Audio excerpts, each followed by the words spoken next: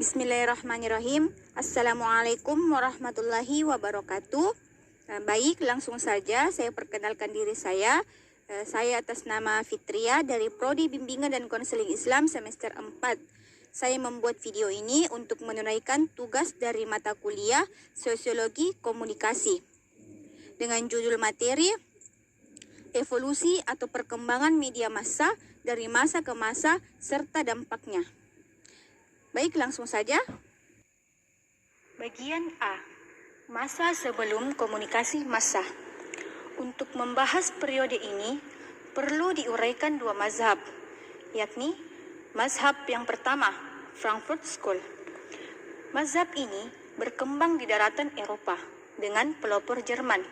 Secara umum, paradigma dan metodologi keilmuannya bersifat rasionalis kualitatif, yakni ilmu metode yang bersandar kepada sistem kekonverhensifan konsep dan holistik. Segala sesuatu tidak dapat diuraikan menjadi hal-hal kecil karena dengan demikian sebuah konsep akan kehilangan maknanya. Awal perkembangan ilmu komunikasi pun dimulai dengan dominasi mazhab ini, baik dari segi epistemologi, ontologi, maupun aksiologi. Komunikasi berkembang pada tahun sebelum Masehi, terutama menurut alur mazhab ini. Ketika para filosof seperti Aristoteles, Demosthenes, Cicero memfokuskan perhatiannya kepada sebuah kegiatan yang kemudian menjadi sebuah disiplin yang bernama retorika atau ilmu berbicara. Selanjutnya, mazhab yang kedua yaitu Chicago School. Berawal dari sebuah kegiatan peliputan tentang masalah-masalah umum, terutama masalah kriminal, dan bersifat massal dalam pelaporan. Pada tahun 1454 di Amerika Serikat, muncullah istilah jurnalis. Jurnalisme adalah pengetahuan persurat kabaran, nyaris sama dengan istilah Zeitungskunst di Eropa. Kemudian, maknanya meluas juga menjadi kajian persurat kabaran. Bagian B. Periode komunikasi massa. Periode ini sebenarnya dimulai dari publistik di Eropa dan mass communication di Amerika. Namun, karena belakangan yang lebih menonjol komunikasi massa daripada publistik, yang disebabkan banyak sarjana yang disekolahkan ke Amerika saat rezim Soeharto naik, maka pada tahun 1980-an, mass communication yang lebih menonjol, fakultas publistik pun berubah menjadi fakultas ilmu komunikasi. Kajian literatur dan riset pun berkiblat ke sana yang sangat berwarna kuantitatif. Sebenarnya, periode ini pun bisa dibagi menjadi dua subperiode, yaitu periode publistik dan periode komunikasi massa. Namun, karena dampak publistik tidak terlalu terlihat pada periode kajian media, maka penulis menganggap tidak terlalu penting membahasnya.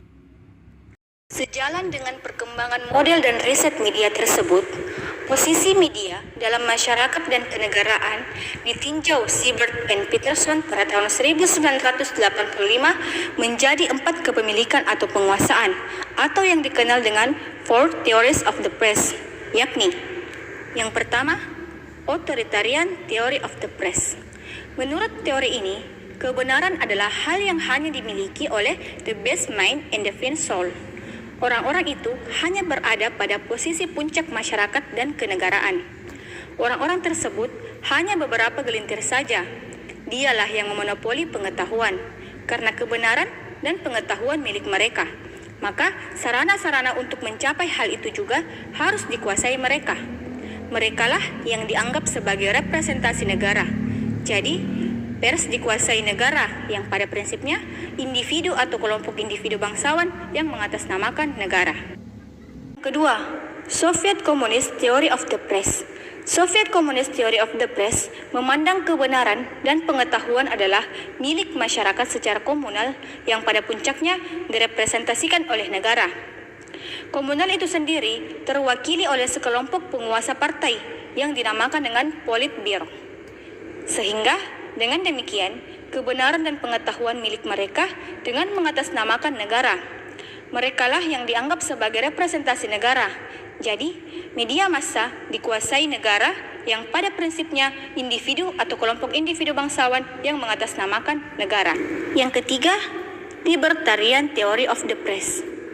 Individu harus diberikan kebebasan sebebas-bebasnya dari hal-hal yang menghambat perkembangan mentalnya. Individu yang bebas bisa mencapai mental tertinggi dan bisa dikembangkan tanpa batas. Masyarakat adalah individu-individu. Jika individu mencapai mental tertinggi, dengan sendirinya masyarakat juga demikian, yang pada gilirannya mencapai kemajuan, bahkan mengkritik penguasa demi menyokong pencapaian puncak-puncak prestasi individu.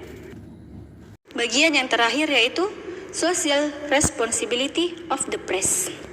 Kritik orang-orang sosial terhadap teori libertarian adalah kebebasan itu ternyata tidak untuk seluruh individu, tapi untuk segelintir orang yang punya kapital. Dialah yang menguasai pers. Individu yang tidak punya kapital tidak bisa bersuara lewat media massa. Selanjutnya adalah dampak dari media massa. Yang pertama ada dampak ekonomis, yaitu kehadiran media massa menimbulkan dampak secara ekonomis, yakni menggerakkan usaha dalam berbagai sektor-sektor seperti produksi, distribusi, dan konsumsi jasa media massa. Contohnya, kehadiran media massa, surat kabar membuka kesempatan kerja bagi para wartawan, perancang grafis, distributor, pengecer, dan lain sebagainya. Demikian pula halnya dengan kehadiran televisi, membuka kesempatan kerja bagi produser, sutradara, kameramen, reporter, penyiar atau pembaca berita, penata rias, teknisi, dan lain sebagainya. Selanjutnya, dampak kognitif. Wilbur Schramm mendefinisikan informasi sebagai segala sesuatu yang mengurangi ketidakpastian atau mengurangi jumlah kemungkinan alternatif dalam situasi. Informasi yang Anda peroleh telah menstruktur atau mengorganisasikan realitas. Realitas itu tampak sebagai gambaran yang mempunyai makna. Gambaran berikut lazim disebut citra. Menurut Roberts, komunikasi tidak secara langsung menimbulkan perilaku tertentu, tetapi cenderung mempengaruhi cara kita mengorganisasikan citra kita tentang lingkungan, dan citra inilah yang mempengaruhi cara kita berperilaku. Dampak afektif.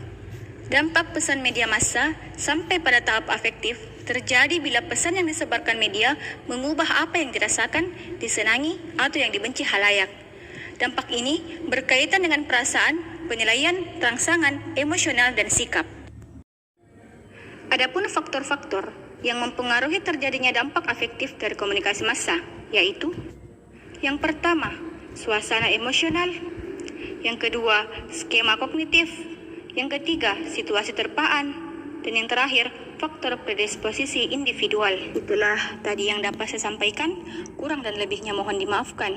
Saya ucapkan syukron jazakumullahu khairan.